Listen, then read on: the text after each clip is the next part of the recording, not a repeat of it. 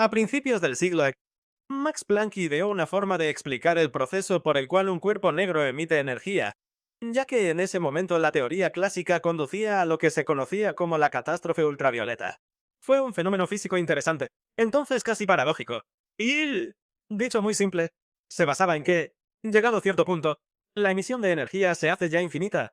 Max Planck refinó la lógica matemática y dijo que la energía no debería considerarse como un flujo continuo de algo, sino como un flujo cuantizado de estas entidades relacionadas. Más tarde, el joven Einstein, al cuantizar la energía, aplica este enfoque y así explica el efecto fotoeléctrico. El artículo sobre el efecto fotoeléctrico volvió a Einstein muy reconocible entonces y, de algún modo, cimentó su reputación científica. Como ya habrán entendido, estamos hablando de la formación de la física cuántica, y un poco más tarde, aparece un formalismo matemático completo que, de hecho, utilizando la idea de esta paquetización, forma una nueva perspectiva sobre la naturaleza del mundo, crea una nueva imagen física y establece un nuevo enfoque físico. Pero la cruel ironía es que, al principio, Einstein usó esta lógica y explicó con éxito el efecto fotoeléctrico. Y un poco más tarde, Einstein propuso la teoría de la gravedad y trabajó en la teoría de la relatividad.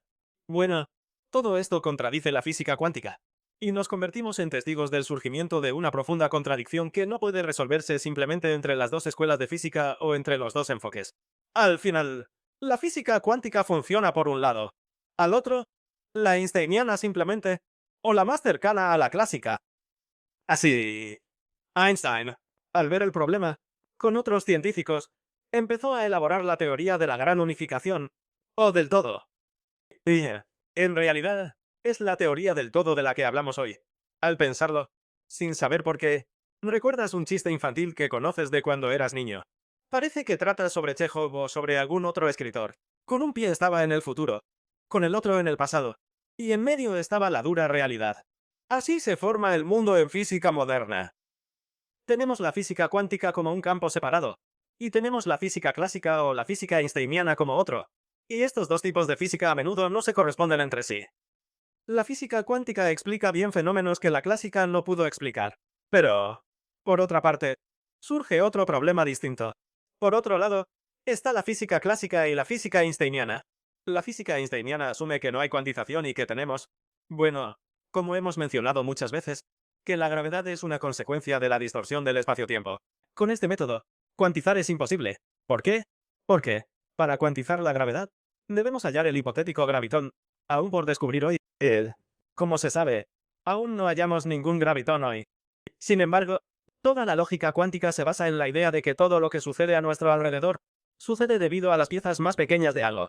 Al estudiar un fenómeno físico, en materiales, hasta las partículas mínimas importan. En el caso de algún campo, son necesariamente los cuantos del campo los que operan de esta manera. Pero la física de Einstein no asume esto. En resumen, hay dos enfoques opuestos, coinciden en parte, pero chocan en otras. Y por ahora, ese choque parece, en esencia, insoluble. Y saben, probablemente la contradicción más llamativa que se puede destacar entre la física de Einstein y la física cuántica es la posibilidad y existencia de un enfoque probabilístico. Al principio, la física cuántica parece una completa locura porque todo lo que ocurre en ella se describe en términos de probabilidades. Nunca tenemos una partícula. La partícula no tiene una posición definida. Nunca tenemos nada que pueda existir realmente. Y describimos todo esto usando la llamada función de onda. Además de esta función de onda, hay peculiaridades como el principio de incertidumbre de Heisenberg. Y esta incertidumbre significa algo muy simple. No podemos medir simultáneamente tanto la posición como la velocidad o el momento de una partícula. Y este conjunto de puntos de vista completamente incomprensibles y poco convencionales contradice fundamentalmente la física clásica. Así, en la física de Einstein o la clásica, no podemos imaginar que una lámpara sobre un armario tenga ahora una posición probabilística, dentro de este marco aquí. O mejor, ¿podemos? Si vamos al fondo, esta lámpara quizás sea mera interacción de muchas partículas cuánticas. Cada partícula tendrá su posición específica más probable, y esta posición más probable coincidirá con las posiciones de las otras partículas. Todas estas partículas juntas forman la lámpara. Sí. En ese caso funcionaría.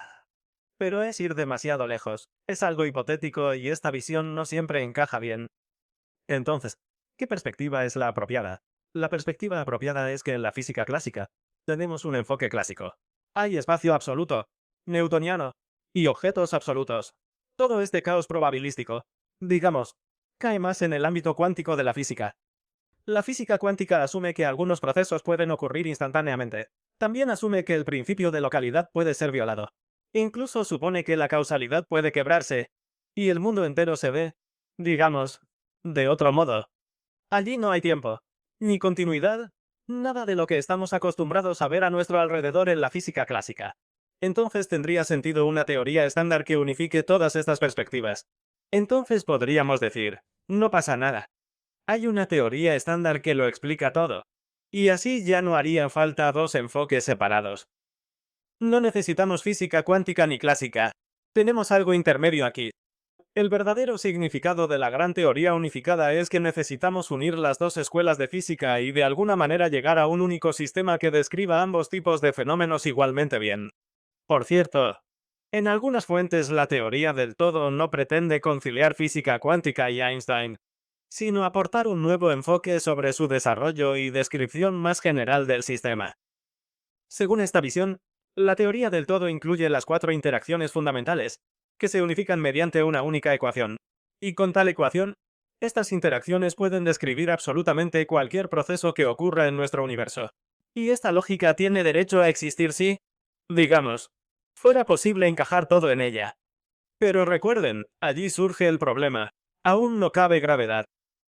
Por eso, esta ecuación universal, solución total, tropieza con el problema que la teoría del todo. Lo digo porque a veces, por ahí, verás la teoría del todo o la gran teoría unificada descritas como un modelo universal, capaz de resolver cualquier problema con una sola ecuación. Y aquí surgen muchas teorías que, por decirlo así, buscan unir pan y mantequilla y enlazar la cuántica con la de Einstein en una sola explicación. Lo posible. Por ejemplo, una teoría popular es la de cuerdas. Bueno, aquí no vale la pena entrar en detalle. La idea es que todas las interacciones naturales dependen de minúsculas cuerdas invisibles que, por decirlo así, enlazan centros de energía entre sí. Así imagino y entiendo la teoría. Quizás sea más compleja o más simple. La teoría de cuerdas, al mismo tiempo, implica la existencia de un gran número de dimensiones, y este número de dimensiones sugiere que en esta multidimensionalidad pueden existir todo tipo de interacciones, incluidas aquellas que no podemos percibir de ninguna manera. Como no podemos verlos ni sentirlos al vivir en espacio tridimensional, en 3+1, estos entrelazamientos complejos pueden explicar de forma clara los fenómenos que observamos. Las partículas en la teoría de cuerdas son reemplazadas, digamos, por la concentración de vibraciones del hilo correspondiente, la cuerda correspondiente, y todas las interacciones entre partículas se explican a través de la transmisión de interacciones a lo largo de estas cuerdas. La teoría parece lógica y correcta, pero, que yo sepa, la física moderna la contempla con indiferencia. Aún así, muchos intentaron conciliar la lógica de ambas teorías. Entre ellos, la teoría de cuerdas es muy famosa hoy. Desde ahí puedes explorar intentos de explicar la gravedad de mil maneras y ahondar en conciliar todo esto con la teoría cuántica. Y allí, como dicen, es un caos, nunca sabes qué hallar. Por eso la teoría de cuerdas es quizá la más fiable aquí. Y quizás la única pregunta racional que les queda es esta. ¿Por qué creen que no existe una teoría del todo? ¿Por qué creen que, a estas alturas, lo desarrollado es erróneo? O, de otro modo, ¿qué criterio debería guiar el surgimiento de una teoría del todo funcional? Y el único criterio para el surgimiento de una teoría del todo exitosa debería ser la presencia de un formalismo matemático. Sí. Por desgracia, estas teorías se basan en matemáticas. Quizá por desgracia no sea lo adecuado aquí, pero en realidad estas teorías apenas contienen física. Casi siempre, el enfoque se resolvió matemáticamente antes de surgir y confirmarse. Ahora mismo, lo dicho es solo teoría matemática, sin pruebas empíricas aún. Este enfoque matemático implica, toda teoría nace en el papel y, con ciertas condiciones puede observarse. Como mencioné en el vídeo sobre la velocidad de la gravedad, en su mayor parte, la idea misma de las ondas gravitacionales existió inicialmente solo en el papel, y solo más tarde se descubrió, confirmó y registró la existencia de las ondas gravitacionales. Y este tipo de enfoque deja su huella. Así, la prueba de una teoría del todo, o el criterio de verdad de una teoría emergente, No debe ser un formalismo matemático autoconsistente por completo. Por desgracia. ¿Por qué? Con este enfoque casi no queda física en la teoría. En fin, que algo cuadre en matemáticas no implica que funcione en la realidad. Pero, siendo justo, no rechazo tampoco la física matemática. Estos ejemplos que mencioné confirman, en general, que la física matemática funciona hoy y muy probablemente seguirá funcionando siempre. Todo esto se construye como un algoritmo. Ya lo he dicho y compartido contigo. Si funciona así, en este modelo, de forma aproximada, la lógica matemática también encaja. Pero ¿dónde hay fuerza lógica? Su flaqueza también se nota. La clave. Estos modelos son incompletos. Y la teoría del todo quizá no encaje. No por falta de una escuela o método común, sino porque estamos levantando mal las matemáticas básicas. Con este enfoque, puede resultar que la distinción misma entre la física cuántica y la clásica no tiene cabida en absoluto. Así, el primer paso para lograr una gran teoría unificada será reconciliar los formalismos matemáticos de ambos enfoques, o incompatibles, en una sola base. Claro, luego conviene comprobar que esto funciona bien en la práctica. Sería fantástico que pasara algo como con las ondas gravitacionales, que pudiéramos conciliarlo todo, y que algún día halláramos un factor concreto que se comporte justo como predice el modelo matemático de la teoría de gran unificación. Por bra, repito, no hay teoría así, repito, ni se vislumbra aún. Además, esta teoría suele tratarse agresivamente y se ve como casi un meme científico. Como escribió un respetado lector en los comentarios, ¿realmente creen en este meme científico llamado la teoría del todo? Hay una cierta lógica sólida en este tipo de nihilismo. Quizás realmente no necesitemos una teoría del todo.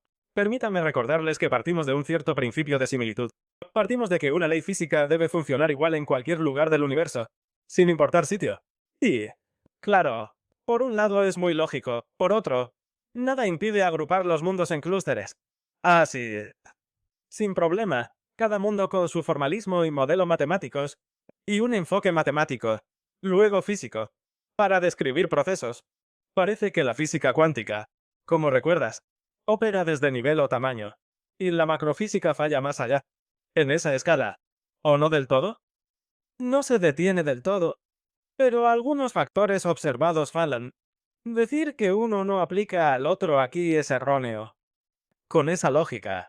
Por cierto, la cuántica falla a escala macroscópica o simplemente no funciona bien.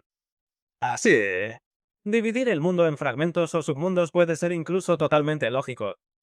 Podemos usar un PC, como el que tienes ahora, y ejecutar varios programas a la vez en un entorno. Sea como sea, solo diré una cosa de Einstein. Su gravedad hizo que la física cuántica, que apoyó al principio, se viniera abajo del todo. Y en general, este proceso puede verse como una confrontación entre la física clásica y la física cuántica. En resumen, ¿cómo intentó Einstein, con la gravedad, rebatir entonces las ideas básicas de la física cuántica? Si hallamos teoría del todo o no, es discutible.